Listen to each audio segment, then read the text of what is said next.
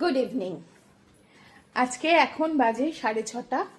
এই এখন থেকে আমি আমার ব্লগটা স্টার্ট করলাম। সকালের দিকে আজকে ভিডিও করতে পারিনি, আর আজকে জিম্মার স্কুল ছিল, ওর পরীক্ষা ছিল, ও পরীক্ষা দিতে গেছিল, তারপরে পরীক্ষা দিয়ে আসলো। মানে কি বলতো, সকালের দিকটা আর করে উঠতে পারিনি। আর এখন আমি ডিনার প্রিপারেশন করব। আর আজকের ভিডিওতে তোমাদেরকে আমি কিছু কিছু টিপস দেব, যেগুলো ধরো আমার কিচেনটা তোমরা জিজ্ঞেস করেছিলে যে কি করলে পোকামাকড় হয় না, কি করলে টিকটিকি হয় না, কি করে পরিষ্কার থাকে হোয়াইট মডুলার কিচেন, আমি কিভাবে পরিষ্কার রাখি, কাউন্টার টপটা আমি অর্গানাইজ করব, সুন্দর করে পরিষ্কার করব, সেগুলো সব তোমাদের সাথে আজকে শেয়ার করব। যে রাত্রে তোমার কি বলে শোয়ার আগে আমি কিচেনটা কিভাবে টিপটপ করে রেখে তবে শুই। আর আজকে না ওয়েদারটা খুব ভালো, খুব হাওয়া দিচ্ছে, সুন্দর এ হচ্ছে, কিন্তু ঘরের ভেতরটা খুব গুমোট আছে, কারণ ফ্যান চালাইনি তো। এই দেখো, যেহেতু আমি তোমাদের সাথে কথা বলছি ওই জন্যে ফ্যানটা আর চালাইনি, সেই জন্যে খুব গরম লাগছে। তবে এখন তো চলে যাব কিচেনে, প্রচুর কাজ, প্রচুর প্রচুর কাজ। কারণ আমি একটা ফুলকপি আলুর তরকারি বানিয়ে রেখেছি, যেটা রুটি বা পরোটা করে নিলেই হবে। আর কিন্তু জিম্মা ওই ফুলকপি আলু দিয়ে খাবে না, ও এখন আবার বললো যে চিকেন করতে, তাই জন্য একটুখানি কড়াই চিকেন হয়ে উঠবে না, কারণ কড়াই চিকেনের যা যা জিনিস সব কিছু এখন ঘরে নেই। যেমন ধরো ক্যাপসিকাম নেই, ক্যাপসিকাম লাগবে। তা ওই ধরনেরই একটু অন্যরকম স্টাইলে চিকেনটা বানাবো। চিকেনটা ওর মতনই বানাবো, মানে ওর মতন, ও তো অতটা খাবে না, কিন্তু তবুও মানে যেটা বানাবো ওর জন্যই স্পেশাল বানাবো, তারপরে তো সবাই যদি খায় খাবে। আর না হলে আমাদের জন্য আছে ফুলকপি আলুর তরকারি আছে অলরেডি। তো চলো লেগে পড়ি। সো আজকে ডিনারের জন্য বানাচ্ছি একটু চিকেন, অল্প একটু চিকেন ছিল। আর জিম্মা না চিকেন ছাড়া একদম খেতে চায় না, রাত্রিবেলা ওই এমনি শুধু তরকারি। আমার কিন্তু এমনি তরকারি করা আছে, আলু ফুলকপির তরকারি রেসিপি তোমাদের সাথে শেয়ার করেছিলাম, সেটা আমি করে রেখেছি। কিন্তু ফুলকপি আলুর ওই শুধু তরকারি দিয়ে জিম্মা মোটে রুটি খেতে চায় না গো, খুব দুষ্টুমি করে, খালি বলে কেন কিছু নেই, কেন কিছু নেই। সেই জন্যে ওর জন্যেই মেনলি একটুখানি চিকেন ছিল, আমি সেটাই একটু বানিয়ে ফেলছি। আর চিকেনটা না এমন বেশি পরিমাণেও নেই যে মানে ওটা কালকে করব কি সবাইয়ের হবে, ওরকম পরিমাণেও নেই। এই রাত্রেবেলার খাওয়ার জন্যে অল্প একটু সেরকম পরিমাণে আছে, দেখো অল্প পরিমাণে আছে। তো সেটাই করে ফেলছি। আর এই রেসিপিটা দুর্দান্ত, কিন্তু এটা কোলাপুরি চিকেন স্টাইলে করেছিলাম আমি। তা এটার রেসিপি কিন্তু আমি অলরেডি শেয়ার করেছি, শর্টসে শেয়ার করে দিয়েছি তোমাদেরকে সুন্দর করে, যাতে তোমাদের বুঝতে সুবিধে হয়।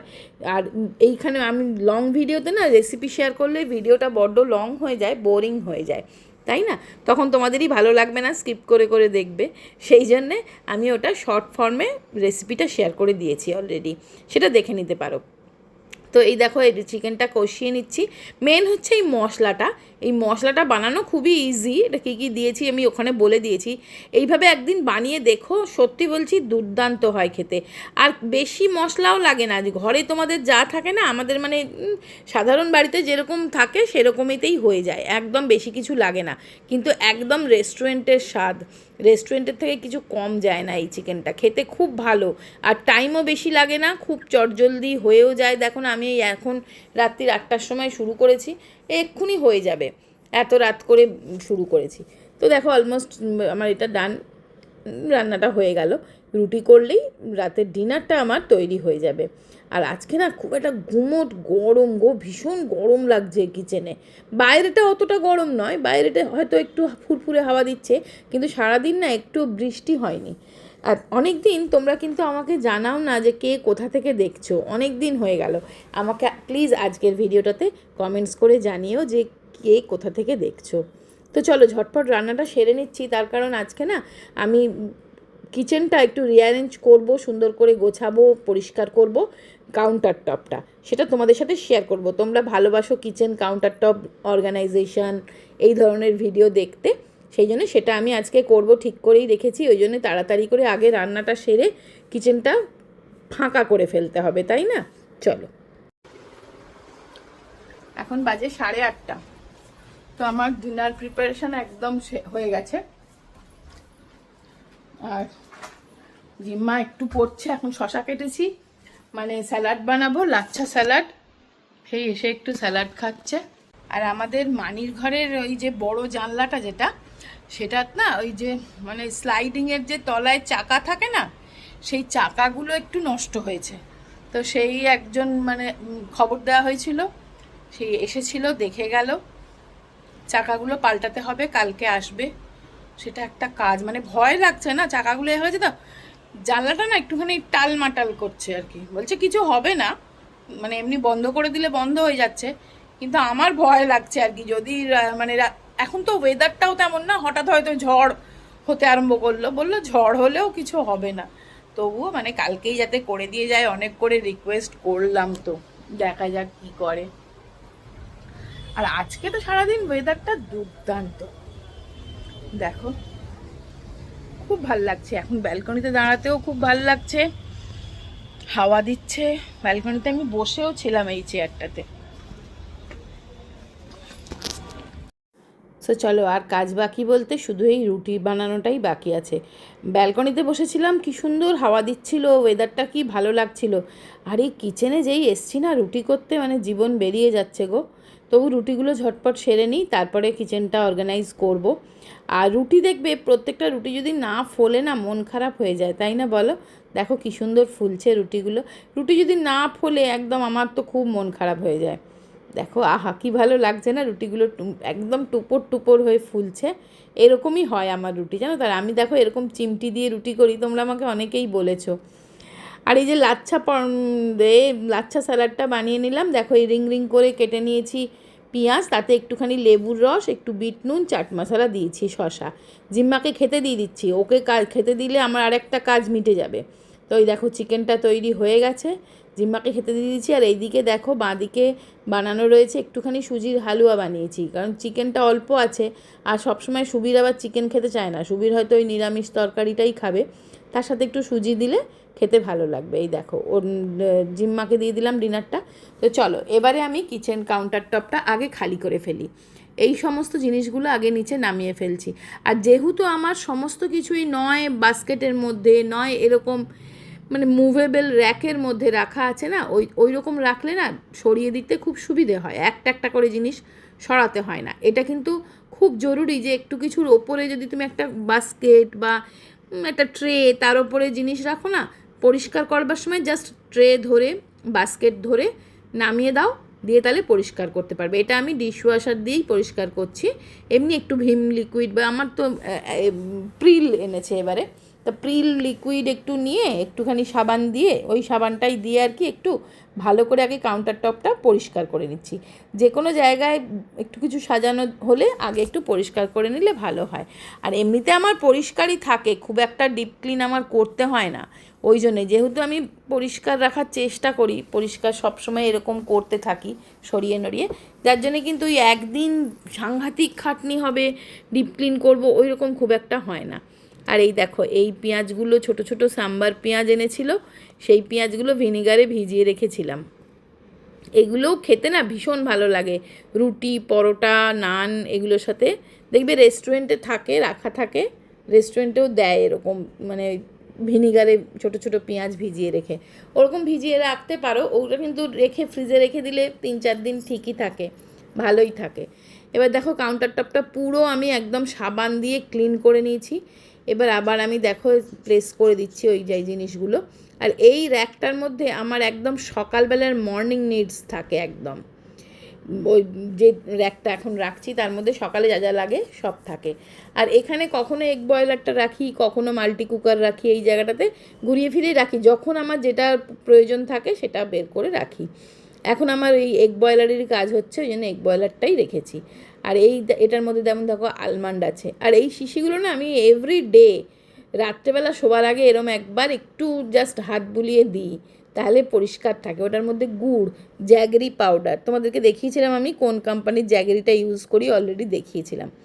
সেটার মধ্যে চিয়া সিডস, যেটা এখন মুছলাম। এইটাতে দেখো চা পাতা। এই ছোট ছোট দুটো কন্টেনার দেখো নিচে স্টিলের, একটাতে চা, একটাতে চিনি, আর পেছনেটাতে কফি। ওই চা চিনির কন্টেনারটা না অনেক দিনের, জানো তো, অনেক দিন আগে ওটা কিনেছিলাম, মানে তখন সবে সবে হয়তো সংসার করছি, ওটা অনেক দিন থেকে ওই দুটো আমার সাথে কিন্তু আছে। আর এদিকের কাউন্টারটাতে আমি ইলেকট্রনিক্স গ্যাজেটসগুলোই বেশি রাখি, যেমন ইলেকট্রিক ওই কেটেলটা রেখেছি, জুসার। আর এটা আমি না বেশি দিন হয়নি, তাও বোধহয় এই 1 বছরও হয়নি, মিশো থেকে নিয়েছিলাম। এত ভালো ভালো কিন্তু গো কোয়ালিটিটা, আমি তো ভেবেছিলাম কালো হয়ে যাবে, একটু যত্ন করে রাখলে না বেশ ভালোই আছে, কিন্তু আমি ভেবেছিলাম কালো হয়ে যাবে ব্রাশের। এটা তো অরিজিনাল পেতলের তো আর নয়, কারণ সেরকম দাম তো নেয়নি। এই জিনিসটা যদি অরিজিনাল পেতলের হতো তাহলে তো অনেক দাম হতো না, কাঁসার হলে বা এরকম হলে। এটা তো বেশি দাম নেয়নি একদমই, কাজে কিন্তু এর কালারটা খুব ভালো আছে। আর এমনি আমি একটু যত্ন করে রাখিও, এই দিকটাতে রেখেছি, ওই জন্য কোনো তেল কালি পড়ে না, মাজি না বেশি ঘষে ঘষে। তো দেখো বেশ সুন্দর কালারটা কিন্তু আছে।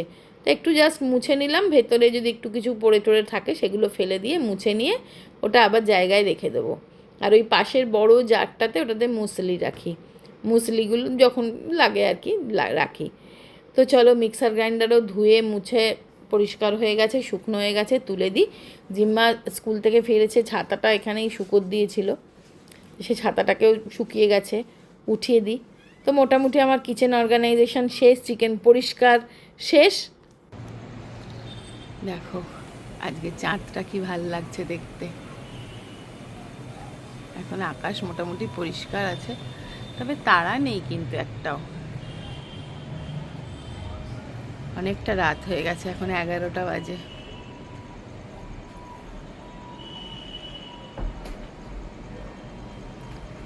ওই দেখো নবান্নের লাইট জ্বলছে, ওই যে এই লাইটটা নবান্নর।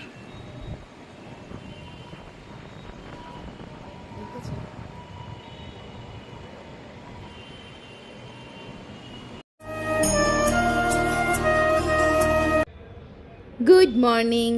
আজকে চলো নেক্সট ডে মর্নিং, একদম সকাল থেকে ব্লগটা স্টার্ট করেছি।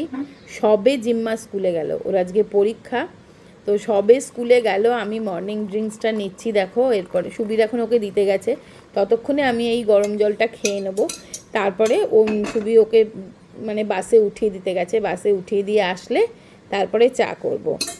আর দেখো আমাদের তো চা গুড় দিয়েই করি, কিন্তু গুড়টাও না খেলে হয়তো ভালো হয়, আর সকালবেলা হয়তো মিল্ক টিটা না খেলেই ভালো হয়। কিন্তু কি জানো তো, ওই মিল্ক টি সকালবেলা না খেলে না আমার ঘুম থেকে চোখটাই খোলে না, মনে হয় মানে ঘুমিয়েই থাকি, কোনো কাজে এনার্জি লাগে না গো। তোমাদের কার কার এরম হয় গো? আমি না একদম এই দুধ চাটা ছাড়তে পারি না, বেশিবার খাই না, এই সকালবেলায় একবারই খাই, কিন্তু এই সকালে ঘুম থেকে উঠে আমি যদি এই দুধ চা না খাই আমি কোনো কাজ করতেই পারবো না। কত কাজ তো থাকবে বলো না, এরপরে ব্রেকফাস্ট, লাঞ্চ, মানে বিভিন্ন কাজ থাকে, সেগুলো আমার একদম মন লাগবে না যদি আমি এই দুধ চাটা না খাই। তাই জন্য এটা স্কিপ করতে পারি না, এটা খেতেই হয়, খাওয়া যতই শরীরের জন্য খারাপ হোক, এই চা খাওয়াটা আমি কিছুতেই ছাড়তে পারি না। জানি এটা অভ্যেসটা হয়তো ভালো না, সকালবেলার দিকে লিকার বা এরকম কিছু খাওয়াই উচিত, কিন্তু কি করব বলো, আমি এটা পারি না গো। যাই হোক, এটা দিয়ে এই জীবন তো একটাই, আর সব সুখ আনন্দগুলো যদি ছেড়ে দেবো, এই চা খাওয়াটা আমার কাছে একটা সুখ।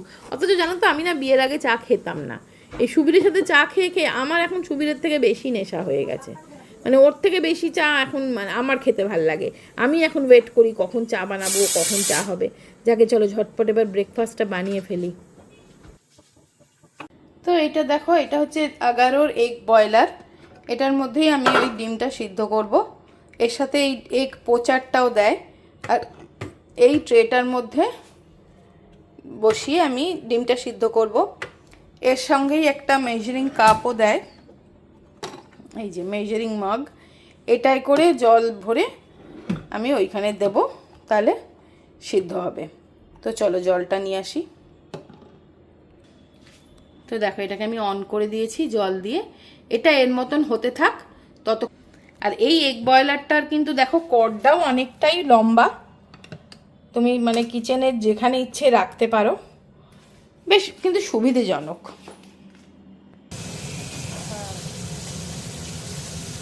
আর দেখো সকালবেলা ব্লিঙ্কিট থেকে ফুল আনিয়েছিলাম, পুজো করব আর একটু ঘর সাজাবো বলেও। আর কি সুন্দর গোলাপগুলো দিচ্ছে এখন না ব্লিঙ্কিটে 60 টাকা করে নেয়, আর এই প্যাকেট ভর্তি এরকম রোজ দেখো কি সুন্দর ফুল। এই প্যাকেটটাও 60 টাকা, ওই প্যাকেটটাও 60 টাকা। তবে ওই গাঁদা ফুলেরটা আমি ভেবেছিলাম বোধহয় গোটা গোটা গাঁদা ফুল দেবে, কিন্তু গাঁদা ফুলে এরকম পিটেলসগুলো ছাড়িয়ে দিয়েছে আর কি, গোটা গাঁদা ফুল দেয়নি। আর রোজগুলো তো দুর্দান্ত, আমি আগেও একদিন এনেছিলাম, আবার আজকেও এনেছি। দেখো সুন্দর করে সাজালাম ঘরের সব জায়গায়, ঠাকুরের কাছেও দেবো, কয়েকটা ফুল রেখেও দিয়েছি ঠাকুরের পায়ে দেবো বলে, গোলাপ ফুল আর কি। তো এই করে পুজো তো হয়ে গেল। তো ব্রেকফাস্টে আজকে এরকম সুজির ছিলকা বানিয়েছিলাম, দেখো এটাও হয়ে গেল। তো চলো কাল থেকে ব্লগটা স্টার্ট করেছি, আজকে ভিডিওটা এখানেই শেষ করে দিচ্ছি। সবাই খুব ভালো থেকো, সুস্থ থেকো, আনন্দে থেকো, অবশ্যই সাবধানে থেকো। ভিডিও একটু ভালো লাগলে প্লিজ একটা লাইক দিও, শেয়ার করো, কমেন্টস করে জানিও কেমন লাগলো, আর চ্যানেলটা সাবস্ক্রাইব করে নিও। আজকের মতন